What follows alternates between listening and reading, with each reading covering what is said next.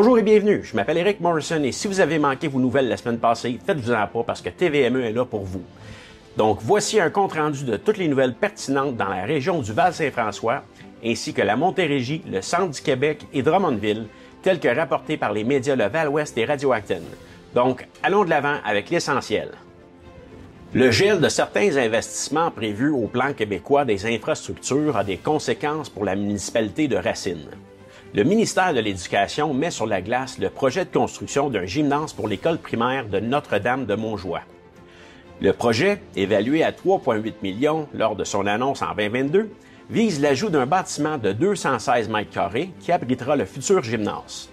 On prévoit aussi des rénovations de cette école primaire construite au début des années 1950 et qui accueille présentement 89 élèves. La municipalité de Racine a d'ailleurs gracieusement offert une parcelle de terrain pour l'aménagement de ce nouvel espace scolaire. La communauté racinoise juge cette construction essentielle. En effet, les enfants qui fréquentent l'école primaire de Notre-Dame-de-Montjoie n'ont jamais eu accès à un gymnase. L'établissement scolaire offrait ses cours d'éducation physique dans une salle du centre communautaire de Racine, située juste à côté de l'école, et ce, avec le soutien de la municipalité, propriétaire de la bâtisse. La durée indéterminée de la suspension de la construction déçoit et inquiète les élus. Lors de la séance du conseil municipal du 3 février dernier, les élus de Racine ont adopté une résolution demandant formellement au ministère de l'Éducation et au Centre de services scolaires des Sommets la reprise des travaux dans les plus brefs délais. Oui, la semaine dernière, on a fait une résolution lors de la réunion du conseil demandant au gouvernement de reprendre la construction, la mise en œuvre du gymnase à Racine. Donc, c'est une résolution qui se voulait, dans le fond, d'exprimer qu'on est très déçus, que les jeunes de Racine ont besoin de leur gymnase et qu'on veut qu'ils reviennent là-dessus. Donc, c'est une résolution qu'on a envoyée, oui, aux médias, mais qu'on a envoyée aussi à notre député, M. Bachand, au centre de service. Et dans le fond, c'est un outil qu'on voulait leur donner pour qu'eux puissent faire pression. Je pense surtout à M. Bachand, faire pression sur ses collègues, dire, écoutez, là, nous autres, la municipalité de Racine, voici l'état des faits. Et ils ont besoin d'un gymnase qui attendent après ça depuis des années. Donc, c'est un outil, dans le fond, pour leur aider, à nous aider. Oui, oui, les plans étaient pas mal faits, ou en tout cas en partie. Là, je ne sais pas si tous les plans de soufflerie, d'ingénierie, de plomberie étaient tous finis, je ne sais pas trop. Mais par contre, en 2022, printemps-été, je ne me souviens pas du mois exact, il y avait eu une annonce avec notre député. Ils ont annoncé qu'effectivement, il y aurait un gymnase à Racine. Le gymnase, pour ceux qui veulent savoir, ça se situe entre l'école et le centre communautaire. Même pour ce faire, on doit leur céder, nous la municipalité, là, un 15-20 pieds de terrain là, pour que tout soit dans les normes. Il n'y a aucun problème avec ça. On attendait juste à l'échelle notaire. Donc, c'est ça, le gymnase était ça. Je pourrais rajouter, par contre, que quand on vient de rénover notre centre communautaire, ceux qui sont au courant, pour un peu plus de 2 millions, en faisant ça, on n'a pas tenu compte que notre salle communautaire servirait de gymnase, étant donné que le gymnase s'en venait. Depuis des années, les étudiants utilisent le centre communautaire comme gymnase. Mais vu qu'il n'était pas un gymnase, la finition intérieure n'est pas la même que si ça aurait été un gymnase. Évidemment, il faut penser à ça. Puis oui, ils servent du gymnase cet hiver, pas de gymnase, mais centre communautaire comme gymnase, mais on a demandé au centre de service scolaire, on peut-tu pour un an, ne pas jouer au ballon, faire toutes sortes de choses à l'intérieur, puis on les a emmenés visiter, on dit, ouais, ça se prête pas beaucoup à envoyer des ballons sur les murs puis au plafond. Ça, c'était bien compris, puis c'était bien correct, parce qu'on ne pouvait pas faire l'intérieur pour seulement une session. Là. Fait qu'on le fait pour 20 ans. Sauf que là, s'il n'y a pas de gymnase, l'intérieur de notre centre communautaire ne se prêtera pas plus au ballon. C'est qui va être pénalisé? C'est les enfants à long terme. C'est pour ça qu'on veut faire des pressions. On a une rencontre de prévue sous peu avec eux là, pour faire le point, mais c'est sûr qu'ils sont déçus parce qu'ils étaient vraiment enthousiasmés de faire le gymnase et aussi attaché à ça, il y avait la rénovation de l'école aussi qui se faisait en même temps parce que ça date des années 60. Elle est due pour un petit peu plus qu'un coup de pinceau, comme on dit, là. Donc, c'est un tout qui faisait de l'école primaire de Racine, à terme, un bel endroit. on ne lâchera pas le morceau, là. On n'attendra pas 6 mois avant de frapper à leur porte, mais on en est là. L'agrandissement tant attendu de l'école primaire Jardin-des-Lacs à Saint-Denis-de-Brompton est à nouveau repoussé. Malgré des investissements de plus de 3,7 milliards de dollars pour l'ensemble du réseau scolaire de la province, le projet ne fait pas partie des priorités du gouvernement. Le centre de services scolaires de la région de Sherbrooke devait lancer sous peu un appel d'offres pour trouver un fournisseur pour les plans et devis. À terme, l'agrandissement prévoit l'ajout de 6 classes, 2 locaux polyvalents et un gymnase.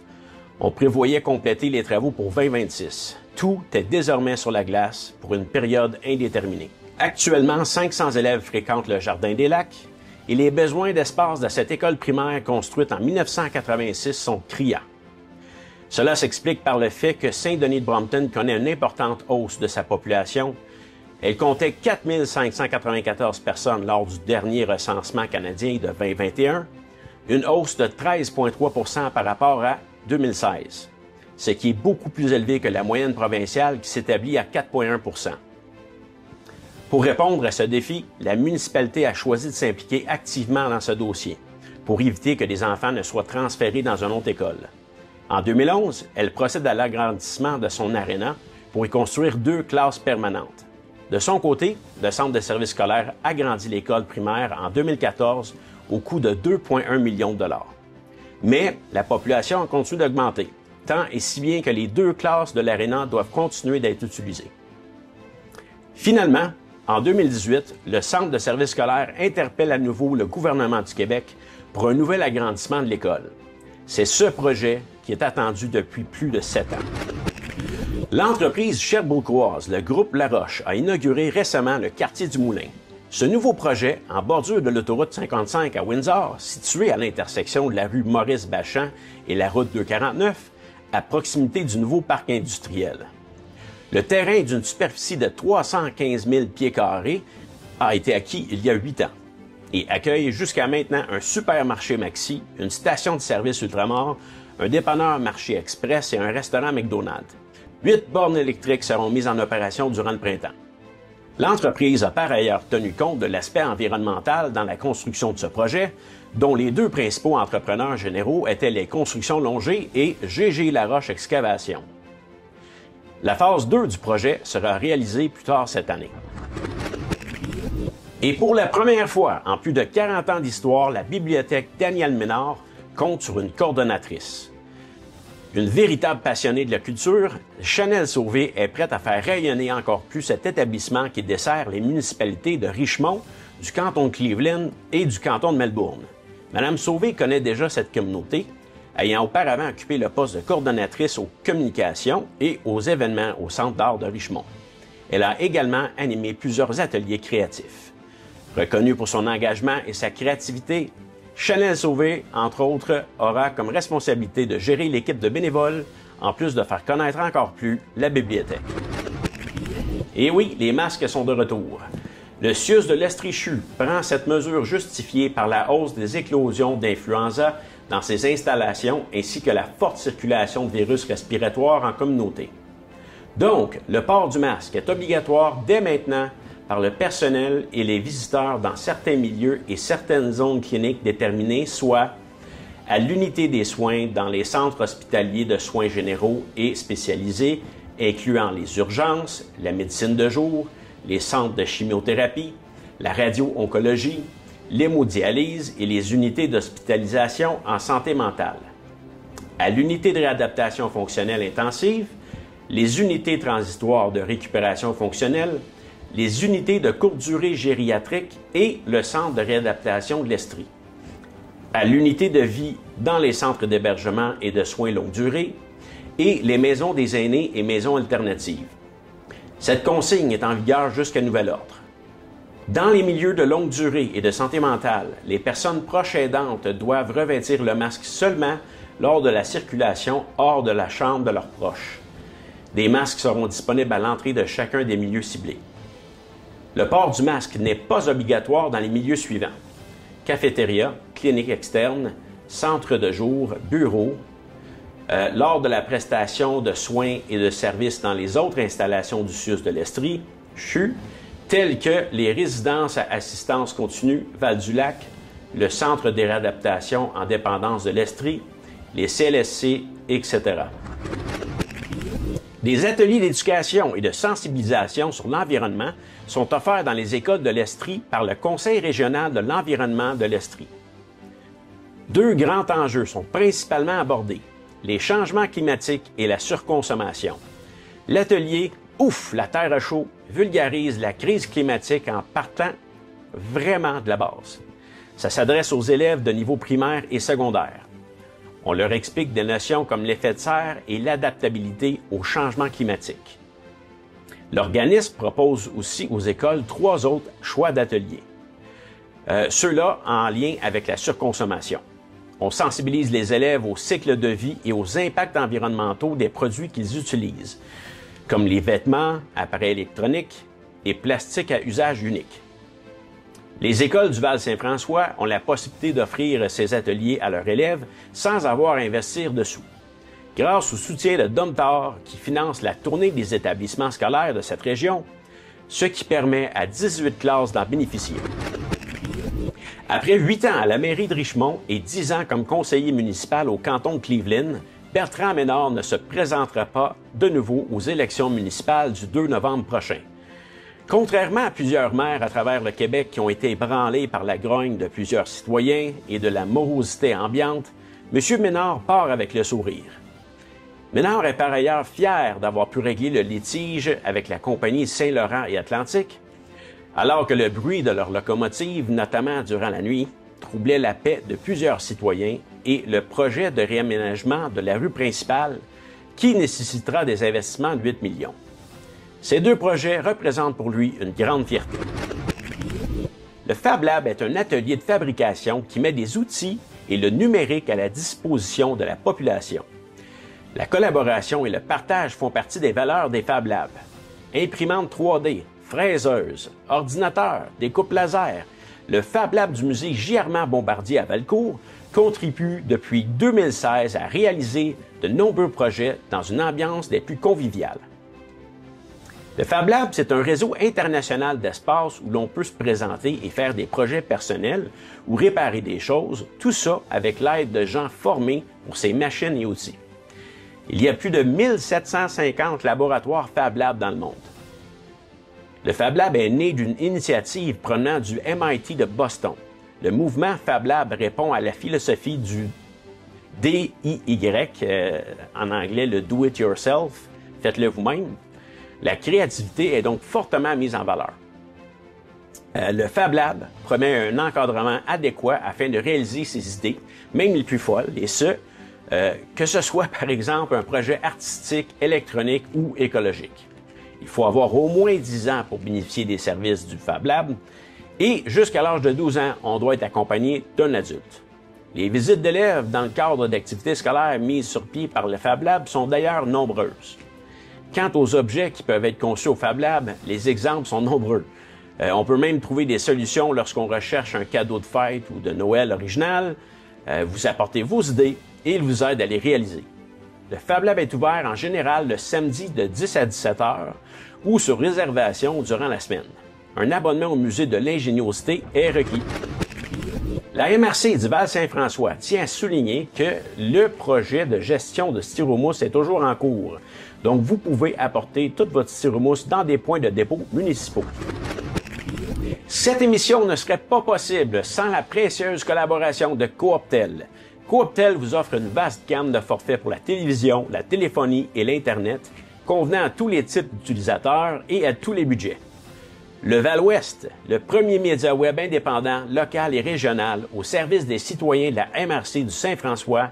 Et enfin, Radio Acton, une radio par et pour les gens d'ici qui contribue au rayonnement et à la vitalité de notre région en misant sur ses forces. Et maintenant, pour les nouvelles de Radio Acton. La Chambre de commerce et d'industrie de Drummond et des dirigeants d'entreprises de la MRC de Drummond pressent le gouvernement du Québec d'inclure le projet d'un nouvel hôpital régional au plan québécois des infrastructures de mars prochain. Dans une lettre adressée au premier ministre François Legault, Il dénonce les rapports successifs du projet, soulignant l'impact sur l'accès aux soins et l'attractivité de la région pour la main-d'œuvre. La lettre a aussi été envoyée à plusieurs ministres, dont Christian Dubé et André Lamontagne.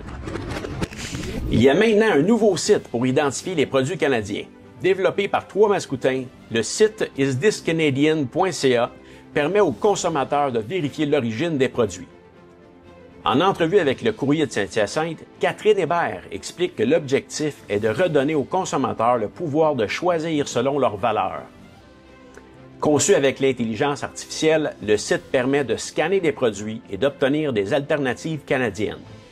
Depuis son lancement en février, il attire environ 2000 visiteurs par jour, une application mobile est présentement en développement et les fondateurs espèrent étendre le projet à d'autres secteurs. La MRC des Mascoutins poursuit la mise à jour de son plan de développement de la zone agricole et tiendra un 3e forum de discussion le 12 mars à 18h30 au Centre aquatique Desjardins à Saint-Hyacinthe. Cette rencontre vise à déterminer les actions pour dynamiser le secteur agricole et agroalimentaire. Les forums précédents ont abordé des enjeux comme l'accès aux terres, la relève agricole et les changements climatiques. Les personnes intéressées peuvent s'inscrire auprès de la MRC pour y participer. Des travaux de réparation seront effectués sur le pont de la rue Provost, situé au-dessus de la rivière Noire, entre le 1er et le 2e rang à Actonville. Le chantier a débuté le 17 février 2025 et devrait durer environ 3 semaines. Pendant cette période, la structure sera complètement fermée à la circulation. Et cette semaine pour les sports et événements. Ça sera une semaine chargée pour les voltigeurs. Ils joueront 3 matchs cette semaine. Sur la route, ils affronteront les Remparts de Québec mardi le 18, avant de revenir au centre Marcel Dionne pour les 2 derniers matchs de la semaine, jeudi face au Saguenay-Chicoutimi et samedi le 22 février contre le Titan. Veuillez noter que les voltigeurs se sont officiellement taillés une place dans les séries éliminatoires. Les 3 matchs de cette semaine seront diffusés en direct sur les ondes de Radio Acton. La randonnée du ski de fond et raquettes sous les étoiles à Valcourt prendra place le 21 février à 19h et coûtera que 5 $ par personne. Le départ prendra place du Ciboulot au 900 rue Champêtre. On recommande d'apporter une lampe frontale et vous allez avoir plusieurs choix de parcours. Donc un parcours de 3, 6, 8 ou 10 km en ski et un de 4 km en raquette. Un goûter sera servi après la randonnée au Ciboulot.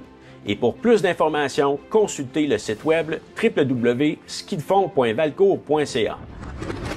Samedi, le 22 février, de 13h à 16h, c'est le carnaval d'hiver de Richemont. Les activités pour toute la famille se dérouleront au golf et chalet Bellevue, situé au 79 rue Belmont à Richemont, et c'est gratuit pour toute la famille. Pour plus d'informations sur toutes ces nouvelles, rendez-vous sur les sites respectifs du Val-Ouest et Radio Acton, dont le Val-Ouest au www.val-ouest.com et de Radio Acton au www.radio-acton.com. Merci d'avoir été avec nous pour cette édition et soyez des nôtres la semaine prochaine pour une autre émission de L'Essentiel.